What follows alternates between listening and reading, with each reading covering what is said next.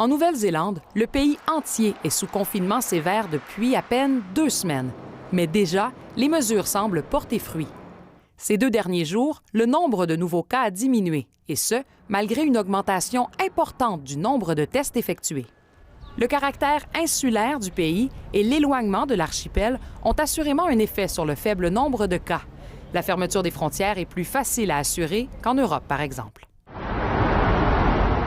Le confinement est strict. En plus des commerces jugés non essentiels, tous les parcs, les plages, les lieux publics sont interdits. Des mesures respectées par la majorité de la population. La majorité. Mais tous les membres du gouvernement n'ont pas donné l'exemple. Le ministre de la Santé lui-même a violé 2 fois les règles du confinement pour pratiquer des activités extérieures loin de son domicile.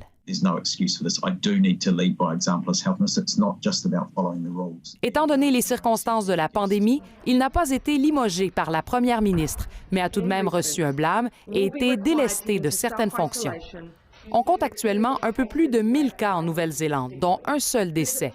Et avec à peine 2 % de contamination liée à une transmission communautaire, les autorités se félicitent d'avoir serré autant la vis. Le confinement doit se poursuivre pour encore 14 jours, soit le temps d'un autre cycle d'incubation. Mais la première ministre a octroyé une permission toute spéciale.